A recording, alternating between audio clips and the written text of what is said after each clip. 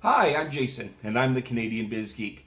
Today we're going to talk about a subject that is very near and dear to my heart, one that I've written many articles about over the years, and I've done a lot of coaching, I've done a lot of training, and it's something that really needs to be purged from the workplace environment, and that is the malice assumption.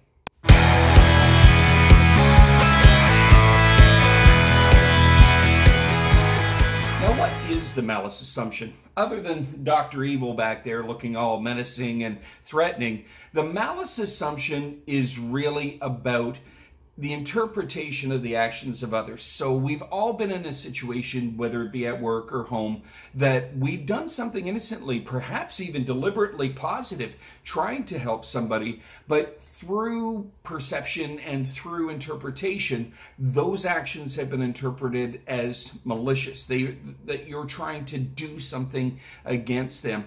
And honestly, there's two sides to that. You have to, one, make sure that your intentions are very clear. Secondly, you have to understand that human nature, no matter what we try to say, no matter what we try to do, human nature is always going to, in many respects, win out. And it is human nature to be defensive and protective of oneself. So in an environment where people are being directed and spoken to and disciplined and even just generally interacted with, a lot of people sometimes go through life with their dukes up. And it's really keen on management to understand that very simple fact, that you are dealing with human beings and that they are kind of victims of their own natures. So when you're dealing with somebody, you want to make sure that, one, you're not putting yourself in a position of malice being assumed. It's very easy to do that, frankly. You can make sure that they don't assume malice by making your direction very clear, by making your praise very clear, by making your expectations very clear. And with that, there won't be as much opportunity for misinterpretation. Now, if misinterpretation happens and malice has been assumed by the party that you're dealing with, the most important thing to do is what I call pull the Band-Aid. And when you pull the Band-Aid, that is very simply walk up to them and really get to the bottom of it. Again, without assuming malice on your part, you're going to make sure you have the opportunity to clarify. Now, clarification is frankly the biggest asset that anybody can have in any kind of business. When you allow assumed malice, when you allow those rumors, when you allow that gossip to flourish and grow in your business, it takes a life of its own on. And you really, truthfully, do not want to let a kernel of truth, maybe that little assumed malicious intent, to become the reality and the truth of your workplace. Approaching somebody and just saying, hey, look, I might have misspoke, might have come across the wrong way. This is what I meant to say. This is what I meant to do. Pull that Band-Aid, really get to the meat of it. And frankly, if the person did feel like they were in some way insulted, they will say, yeah, actually, I kind of felt that way, but I appreciate you coming up to me and clarifying. It takes guts to do that. It really does. It's sometimes easier to just pull back and hide or to say, well, it's not my problem. But I can assure you that it will create ripples and waves and problems in your business if left unattended. Now we're going to talk about the flip side. The flip side is you assuming malice. When I worked for McDonald's years ago as a manager, one of the things I really, and I will say this about McDonald's any day, that if you're looking to recruit somebody and they have McDonald's on their resume, it is always a great opportunity to give them an interview at least. McDonald's has probably one of the most world-class training regimens out there.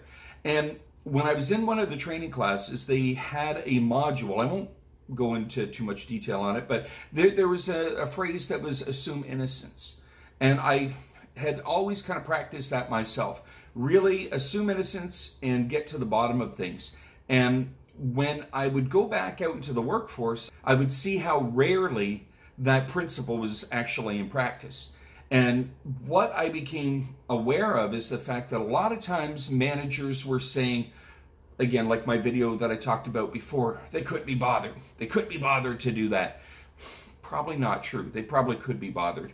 They're probably interested in that. But we immediately jump to those conclusions of, oh, they're trying to get me. So it's not just on you speaking to other people and them assuming malice, but it's also making sure that you're not yourself interpreting malice. And what you have to do is you got to put that ego aside. I'm going to talk about it in another video, but as a manager, it is about centering yourself. It is about not allowing emotion to dictate how you lead.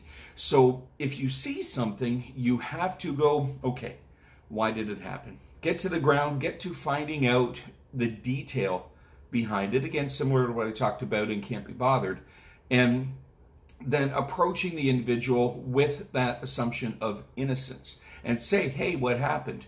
You will find 99% of the time, if you got a good staff, you will find 99% of the time there's a valid reason for what happened, and that your assumption of innocence will actually bear itself out. It'll make for a lot more comfortable workplace, and it'll make for a workplace that doesn't spend a lot of time and energy, and I can't stress this point enough, does not spend a lot of time and energy putting down gossip and putting down interpersonal relationship issues because of a lack of desire to address that initially. So many companies, so many businesses, so many workplaces waste so much time dealing with issues like this. So long and short is that if you're speaking to somebody, please make sure that they understand your intentions, and also make sure that you're not loading it with any sort of assumed malice. So you're not saying, well, if you'd be bothered tomorrow, I'd like you to get that done. So you definitely don't want to put that into your directive. You want to make it clear that it is a directive and a directive alone, with no loaded innuendo or anything like that. When you are being spoken to, or when information is being fed your way, you want to do it with an open mind, and you want to do it with an assumption of innocence. You want to make sure that you're not reacting to what's being said to you. You want to make sure that you are in fact responding to it, and your staff will respect you. You'll get a lot more done, and it'll actually be a lot easier on the heart too. A lot of stress comes from that office drama and that office gossip, and you want to make sure that you really purge that out of your business. There is something to be said for a joyous workplace, and when you assume innocence, you help create that joyous workplace. I'm going to talk about the joyous workplace in another video, but believe me, it's a great place to be. And with that, I'm Jason. I'm Canadian Biz Geek. Don't forget to subscribe, please, and like that video. With YouTube now, they're actually making it where like videos get a little bit more priority, so please help a brother out and like this video. And with that, have a great afternoon.